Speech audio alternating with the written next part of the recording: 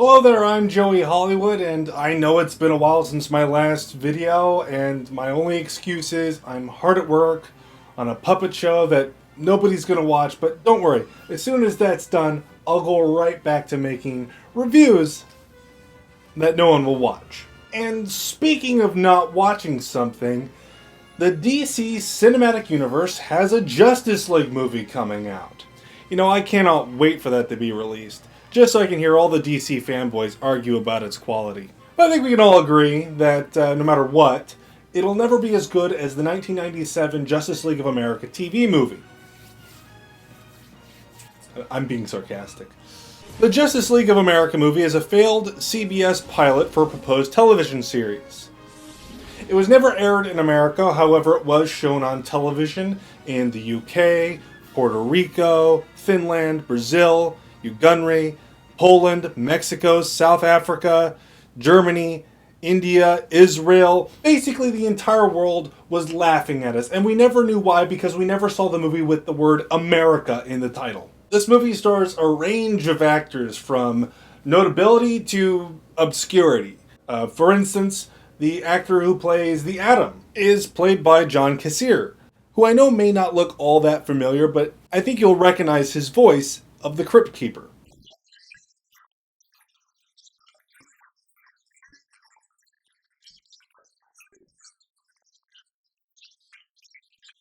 David Odin Stirs, and I apologize if I'm saying that name incorrectly.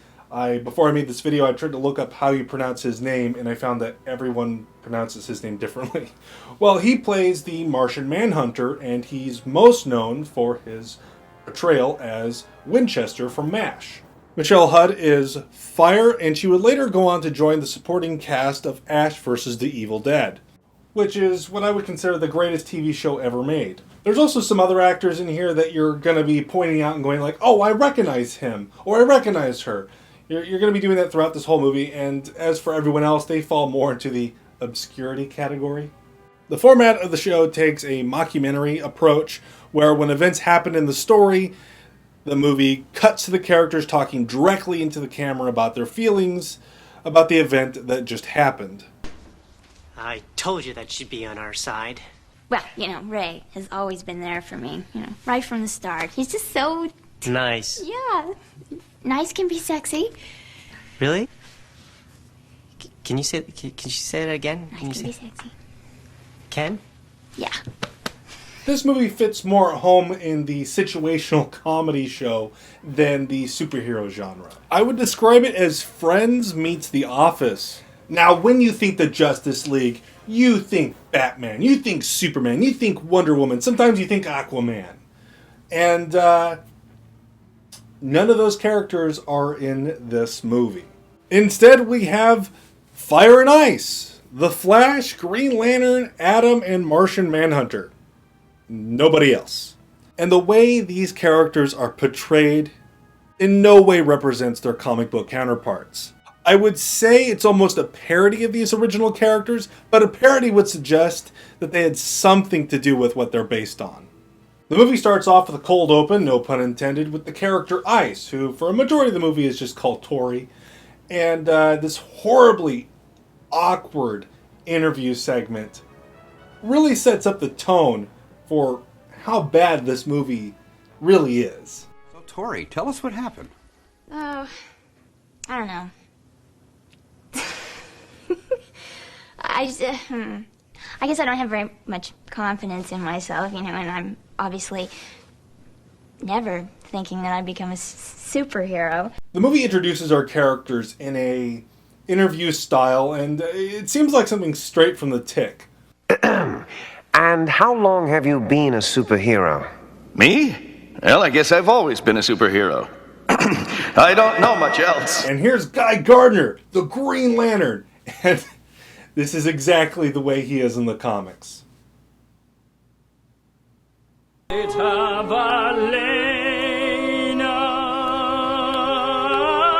Here's Fire, an aspiring actress. I really love acting. I really do. You get these fabulous parts, these unbelievable characters, monologues, and costumes.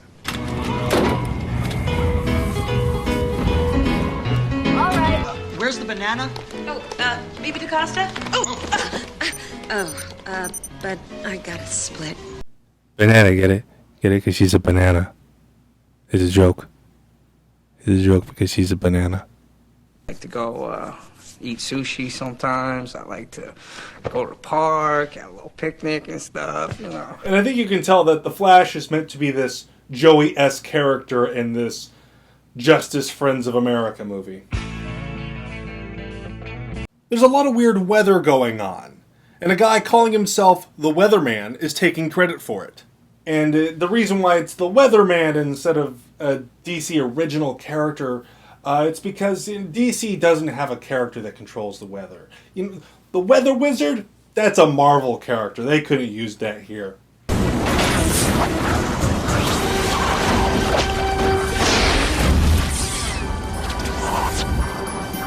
It's at this point you get to see our characters in action. And I just want to reiterate that this is not a fan film. Coffee breaks over, boys. Without whiskers? Come on, whiskers! Oh, I'm not leaving without whiskers. Allow me, ma'am.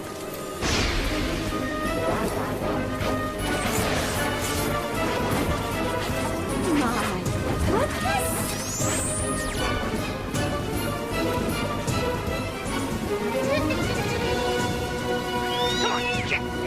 The Flash reverses the storm, and somehow it works. Good work, Flash. Thanks. Who do we save next? Storm's over. We're done rescuing people for the day. Yeah, they're done saving people for today. That child that's being kidnapped, well, they're just going to have to wait till tomorrow to be rescued. The Green Lantern just clocked out. He's done for today. Fire, she has to go to some sort of audition. You know, they got more important things to do. And the Flash is looking for a job. They're too busy to save people. Superheroes got lives too, you know. They're done for today. They clocked out. No more saving people. These are what heroes are. It's okay, the Earth is overpopulated anyways. When the Green Lantern gets home, he's really upset at the Atom for offering the apartment to the Flash while he's looking for a home. And for some reason, he's really mad that the Flash cleaned the apartment. Look, Gardner, I don't know what you're complaining about. I would love to have a roommate like this. My last roommate broke 2 couches and a coffee table. Our metabolism's on the fritz again. It's always on the fritz. Barry? Barry? Can I talk to you for a second? Sure. What do you want to talk about? Your life. You need to get one.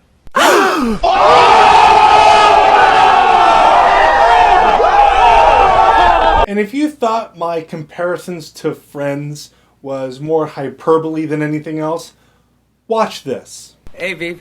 So, who's gonna run lines with me? He is. I am. Great. Okay, am I a peach or a strawberry? Oh, they went with the prune. But the part in this one is so much better. She's this manipulative, self-absorbed bitch. Speaking of manipulative, how goes the wooing of Sharon? Cheryl? Oh, fine. Great, in fact. Watch this. This is the most mundane thing ever. It's at this point the Tori character somehow gets ice powers. It's...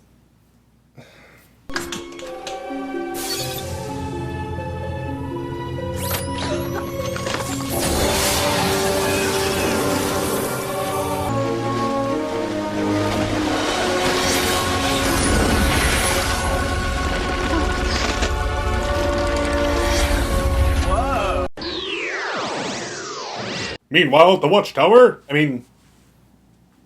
Green Lantern's apartment. The Justice League are trying to fix their TV so they can watch Touched by an Angel. Right, you gotta fix the TV. Hurry up. You know, we're gonna miss Touched by an Angel. You know, I never thought that the Justice League would all be watching Touched by an Angel. It's just never one of the things I'd picture them watching. You know, I honestly always thought Batman would have been more of a Buffy and Angel kind of guy. I picture the Flash being really into Stargate, but it's interesting to see that they all really like Touched by an Angel. Never would have guessed that. Once they get their TV fixed, they learn about Tori's hijinks on the news, and they kidnap her. Yep. The Justice League suspects her of being the Weatherman and starts stalking her at work. Not even kidding. The weatherman holds the city hostage again, and the problem is resolved almost as fast as it starts. There's a lot of B-plots in this movie, and I'm not going to be talking about them because they really don't add up to anything. The B-plots include the Flash looking for a job, Green Lantern having lady problems, Fire dealing with a kind of stalker. They're really just mundane, and all they do is just drag out the runtime. Tori starts helping the Justice League and eventually is allowed into the Justice League headquarters, where they meet my favorite Martian, Hunter. I can't believe I made that joke. The humor in this movie must be getting to me. Together they work to discover the weatherman's identity. And it's actually Tori's boss. And this is the most obvious villain reveal in history. I actually gave this movie a little too much credit. I thought this guy being the bad guy was so obvious that it couldn't possibly be him. And I started thinking it was Fire's stalker because that wasn't obvious. The movie finally gets it together and our heroes actually do something, heroic. But it's a little too late because it's just in time for the movie to end. The bad guy is caught and Tori finally uses her powers properly enough that it saves the day. And the film ends with Tori becoming a member of the Justice League, adopting the title of Ice. And it sort of ends on a very awkward interview, just like it started. And that's the end of the movie. I'm working at the Eno Meteorological Institute and have a little accident, turn into ice, and suddenly I'm part of the Justice League. It's quite a career change. Now, I remember really looking forward to seeing this movie as a kid. At that point in my life, I wanted to see every superhero movie ever made, every serial, every TV show. I wanted to see it all, which is kind of funny looking back because I'm so over superhero movies now because they're a dime a dozen. But at that point, I really wanted to see every superhero movie, and I remember when I finally found this movie, I remember watching it and having my excitement disappear pretty quickly when I realized just what this movie is. I'll never forget the disappointment I felt because I kind of went into it expecting an Adam West Batman-esque type thing, and instead I got Friends. And going back and rewatching this movie for this review all these years later, I found it to be an extremely difficult watch. It's not what I think many would consider a funny bad movie or a good bad movie, it's just a bad movie in general. The charm of a Justice League movie being turned into a situational comedy like Friends wears off pretty quickly, and the thing just becomes a chore to watch. And I'm not saying a sitcom-styled superhero show can't work. The cult status of The Tick is an argument against that assumption. It's just the Justice League of America isn't funny. Every joke falls flat. And the painfully bad humor is a hindrance to find any enjoyment in this in an ironic way. Now, I can picture some of you perhaps pointing to a review I did for The Knights of Justice as a way of saying that I'm contradicting myself or being a hypocrite, and I can see why someone from a distance looking at that movie would assume that they have the same flaws. But here's the thing with The Knights of Justice. There's a purity to that flick. JLA just feels so corporate. Like I can picture a group of businessmen around a table going what's popular right now? Oh, Friends? There's a lot of superhero movies like Tim Burton's Batman going on, or Joel Schumacher because it's the mid-90s.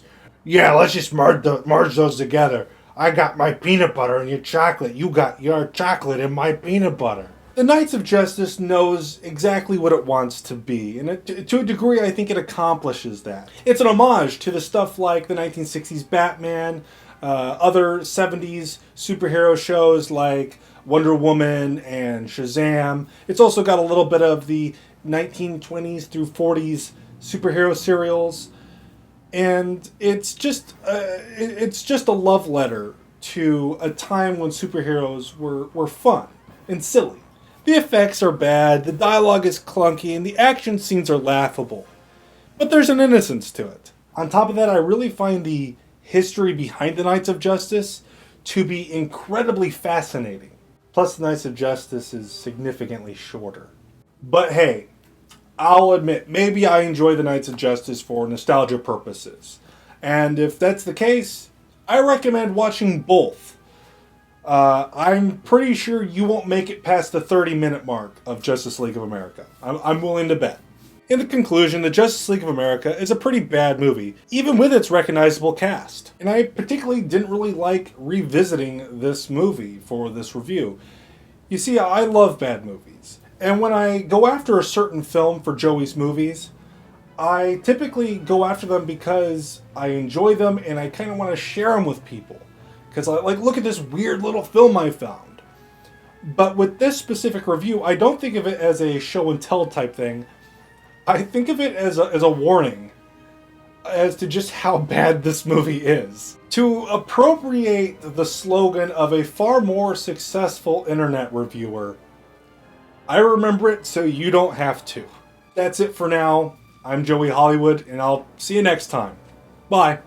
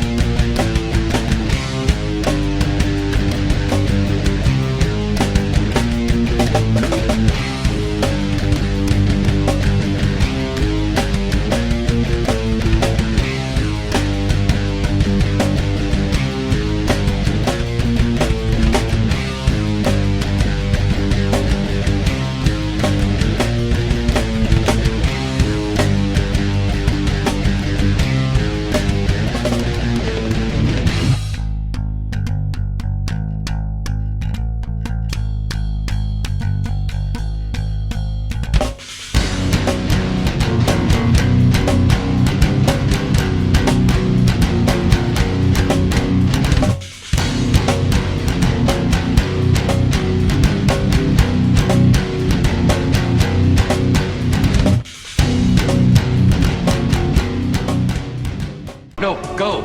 Don't worry, I'll be fine. Where I come from, 300 degrees is a beach day.